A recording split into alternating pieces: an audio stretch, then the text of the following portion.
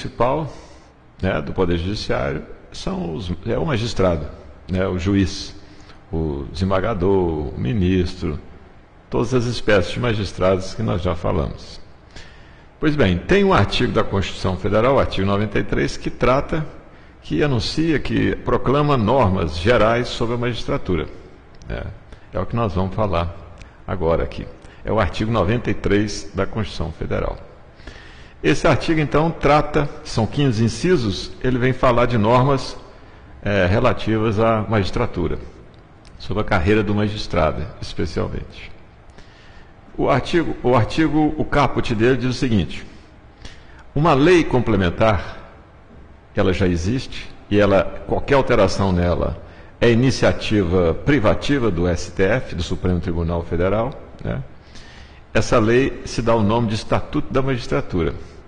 Essa é a lei chamada Lei Complementar número 35 de 1979, que foi recepcionada pela Constituição de 88. Essa lei está em vigor.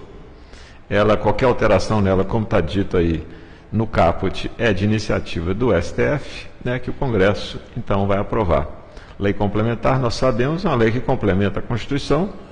São essas normas que estão aí no artigo 93, normas gerais, e a lei então vai detalhar, vai trazer minúcias sobre o Estatuto da Magistratura, sobre essas normas que estão aí anunciadas de forma geral.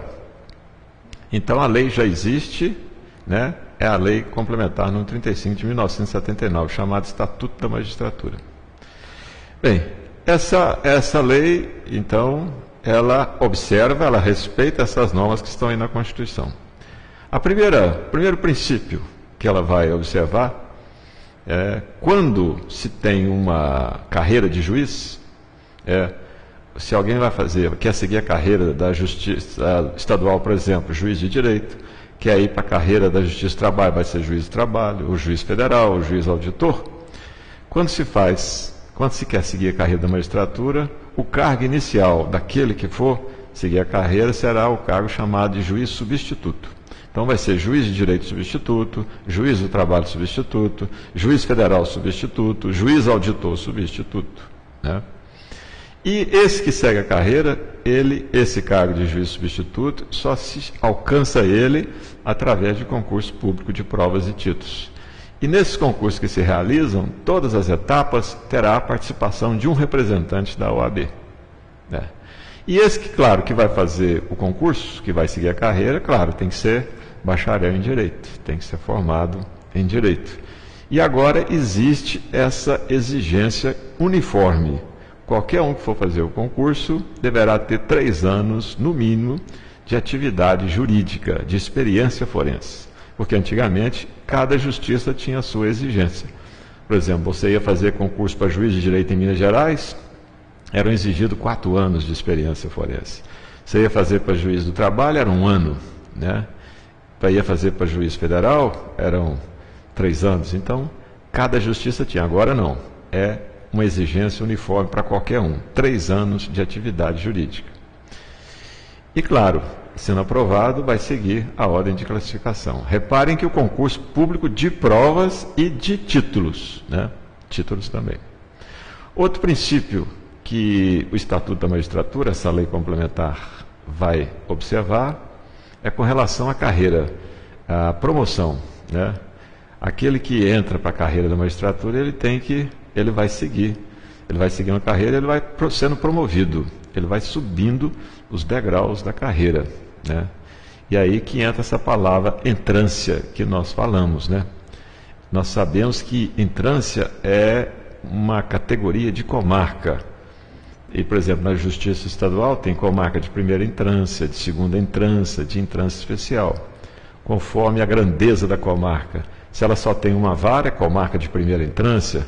Se a comarca, por exemplo, tem mais de 5 varas e mais de 130 mil habitantes, ela é chamada de entrância especial, como Belo Horizonte, por exemplo. Mas também na Justiça do Trabalho e na Justiça Federal, nós sabemos, como já dissemos aqui, a entrância é única. Na Justiça do Trabalho e na Justiça Federal, a entrância é única. Muito bem, o juiz, então, quando ele vai seguindo a carreira dele, que ele vai progredindo, que ele vai subindo, que ele vai ascendendo na carreira, ascendendo com SC, né, vai crescendo, ele poderá ser promovido, ele vai sendo promovido. Ele só pode crescer na carreira, ele só pode subir os degraus se ele for promovido. E essas promoções, elas são aplicadas pelos tribunais de forma alternada. Uma hora se usa o critério de antiguidade, outra hora se usa o critério de merecimento. Né? Por exemplo, vamos imaginar, por exemplo, na Justiça Estadual aqui em Minas Gerais. Tem uma comarca lá, tem uma vaga para um juiz ser promovido, o critério vai ser antiguidade. Surgiu outra vaga em outra comarca de mesma entrância, o critério vai ser merecimento. Aí surgiu outra vaga, vai ser atividade, ou seja, vai alternando.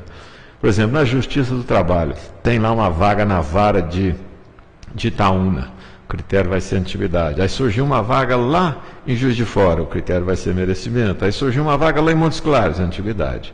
Ou seja, vai alternando antiguidade e merecimento. Bom, isso aí deve observar o seguinte.